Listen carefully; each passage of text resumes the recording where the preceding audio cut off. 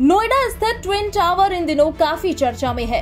Corruption का ये twin tower अब मलबे में बदलने जा रहा है। सभी तैयारियां पूरी होने के साथ काउंटडाउन शुरू हो चुका है। बस बटन दबने भर की देर है। एक जोरदार धमाका होगा और भ्रष्टाचार की नींव पर खड़े नोएडा का ये ट्विन टावर मलबे में तब्दील हो जाएगा। सुपरटेक ट्विन टावर का एपेक्स टावर 32 मंजिल का है। सियाने टावर 29 फ्लोर का। कुतुब मीनार से भी ऊंची ये बिल्डिंग सिर्फ 9 सेकंड में गायब हो जाएगी। अब तक हिंदुस्तान में इतने ऊंचे टावर को कंट्रोल डिमोलिशन के जरिए नहीं गिराया गया है। ऐसे में बिल्डिंग गिराने का काम इस ट्विन टावर को खड़े करने के काम से भी ज्यादा मुश्किल होने वाला है। करप्शन के टावर को गिराने का काम मुंबई की एडिफिस इंजीनियरिंग कंपनी, दक्षिण अफ्रीका की अपनी साझेदार कंपनी जट डिमोलिशंस के साथ मिलकर करने वाली है। इसे ध्वस्त करने के लिए 3700 किलो से ज्यादा के विस्फोटक का इस्तेमाल किया जाएगा। दोनों टावर्स में बारूद लगाने का काम पूरा कर लिया गया है। सुपरटेक के ट्विन टावर की ऊंचाई 100 मीटर है। 6 महीने से इस विशालकाय टावर को गिराने की कवायद की जा रही है। सुप्रीम कोर्ट खुद इस मामले की निगरानी कर रहा है। ऐसे में ये जानना बेहद जरूरी है कि आखिर क्यों इस विशाल इमारत को गिराया जा रहा है। इसे भ्रष्टाचार लिफ्ट टावर क्यों कहा जा रहा है? कोर्ट ने इसे अवैध करार क्यों दिया और आखिर में लोग भावनात्मक तौर पर इससे क्यों जुड़ते चले गए? आज हम आपको ट्विन टावर की बनने से लेकर जमींदोज होने की कहानी से रूबरू कराएंगे। दरअसल नोएडा की एमरल्ड कोर्ट सोसाइटी में जिस जगह ट्विन टावर बनाए गए उस स्थान को पहले ग्रीन जोन बताया गया था। सोसाइटी में मकान खरीदने वालों के लिए भी जगह को ग्रीन जोन बताकर प्रचारित किया गया था। एमरल्ड कोर्ट सोसाइटी के लोगों ने बताया कि मास्टर प्लान में एपेक्स और सियान टावर वाली जगह को ओपन स्पेस के तौर पर दिखाया गया था। सोसाइटी में 660 परिवार रहते हैं। लोगों को धोखे में रखकर इन ट्विन टावरों का निर्माण शुरू किया गया। इसके लिए नोएडा अथॉरिटी और टावर बनाने वाले सुपरटेक बिल्डर पर नियमों की अनदेखी करने के साथ अपने फायदे के लिए भ्रष्टाचार का आरोप लगा। पहली बार सोसाइटी के नक्शे में 2006 में बदलाव किया गया और एमरल्ड कोर्ट सोसाइटी के टावर नंबर 16-17 को उसमें जोड़ा गया। मार्च 2012 को 40 मंजिला दोनों टावर की ऊंचाई 121 मीटर निर्धारित की गई। नेशनल बिल्डिंग कोड के नियमों के मुताबिक दोनों टावरों के बीच में 16 मीटर का फासला होना चाहिए, लेकिन ये दूरी 9 मीटर से भी कम रखी गई। इससे लोगों को दिक्कत होने लगी। इसके बाद सोसाइटी में पहले से रह रहे लोगों के लिए इन टावरों से हवा और धूप की दिक्कत होने लगी। अदालत में ये केस लड़ने के लिए सोसाइटी के 600 घरों से करीब 17,000 रुपए का चंदा इकट्ठा किया गया। इन टावर्स के खिलाफ कानूनन लड़ाई लड़ने का मन 2009 में सोसाइटी के लोगों ने बना लिया था, लेकिन 2010 में रेजिडेंट वेलफेयर एसोसिएशन के जरिए इलाहाबाद कोर्ट में याचिका दायर कराई गई।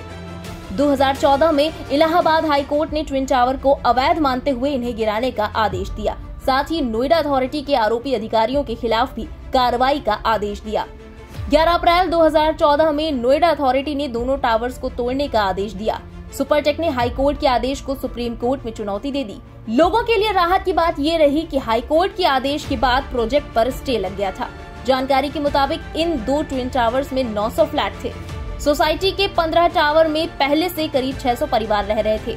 लोगों का आरोप था कि अवैध रूप से बन रहे इन टावर के कारण सोसाइटी के संसाधन पर बुरा असर पड़ा और जिंदगी चौल में बिताने जैसी हो गई। आखिरकार सोसाइटी के लोगों की मेहनत रंग लाई और सर्वोच्च न्यायालय ने सोसाइटी के पक्ष में सालों की सुनवाई के बाद 31 अगस्त 2021 को दोनों टावर्स को 3 महीने में गिराने का आदेश दिया।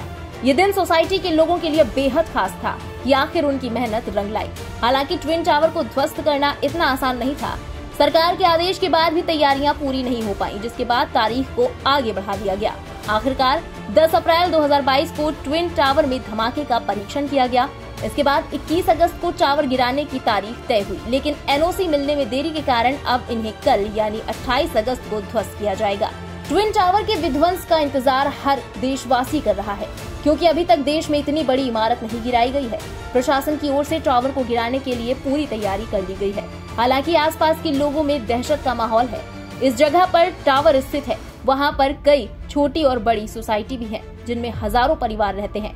प्रशासन ने टावर के आसपास रहने वाले लोगों से सुबह 7 बजे तक घर खाली करने की एडवाइजरी जारी की है। आप इस विध्वंस का अंदाजा इसी बात से लगा सकते हैं कि जब टावर को जमींदोज किया जाएगा, तब ग्रेटर नोएडा एक्सप्रेसवे को 45 मिनट तक बंद रखा जाएगा।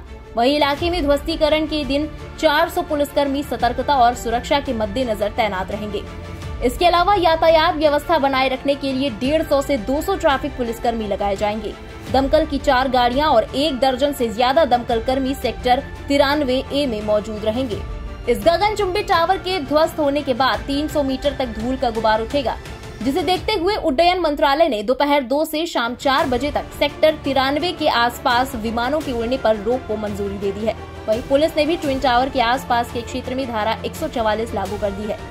यहाँ पर 26 से 31 अगस्त तक कोई भी ड्रोन नहीं उड़ा सकेगा। जहाँ पर ये विस्फोट किया जाएगा वहाँ पास में ही गैस पाइपलाइन है। इंजीनियरों ने दावा किया कि गैस पाइपलाइन पर टावर के मलबे से कोई असर पड़ने नहीं दिया जाएगा। पाइपलाइन जमीन में 3 मीटर अंदर है, फिर भी इसके ऊपर स्टील की 2 मीटर की प्लेट रखी गई है। अगर कोई मलबा जाता है तो ये प्लेट रोक लेगी। धूल को कम करने के लिए दमकल की गाड़ियां पानी का छिड़काव करेंगी। वहीं प्राधिकरण के 50 कर्मचारियों की टीम एमरल्ड कोर्ट और ATS विलेज सोसाइटी की सफाई के लिए उतरेगी। इसे गिराने वाली कंपनी ने अंदाजा लगाया है कि जब ये दोनों टावर गिरेंगे तो लगभग 3000 ट्रक मलबा निकलेगा। मलबे में लगभग 4000 टन स्टील होगा। मलबे को साफ करने में कम से कम 3 महीने का वक्त लगेगा। जो मलबा निकलेगा उसकी कीमत 13 करोड़ तक होगी। टावर को गिराने में करीब 18 करोड़ रुपए का खर्च आएगा। हाल फिलहाल देश में ऐसा पहली बार हो रहा है जब 2 सबसे बड़े और ऊंचे टावर्स को सुप्रीम कोर्ट के आदेश के बाद गिराया जा रहा है। 2 चीजें ऐसी थी जो पूरे ऑपरेशन की राह में सबसे बड़ा रोड़ा थी, इसीलिए बहुत ही हाईटेक तकनीक का इस्तेमाल किया गया है। ऑपरेशन डिमोलिशन से जुड़े CBRI के चीफ साइंटिस्ट भी ऐलान कर रहे हैं कि लोगों को भयभीत होने की जरूरत नहीं है। तो सुरक्षा चक्र मजबूत बन चुका है, बस उस पल का इंतजार है जब करप्शन के टावर पर बारूदी प्रहार होगा। तो देखा आपने कि किस तरह भ्रष्टाचार में लिप्त इस टावर का नामो निशान मिटने जा रहा है। फिलहाल इस खबर में बस इतना ही। देश और दुनिया की बाकी खबरों के लिए सब्सक्राइब करें इंडिया पब्लिक खबर के YouTube चैनल को और बेल आइकन दबाना बिल्कुल ना भूलें।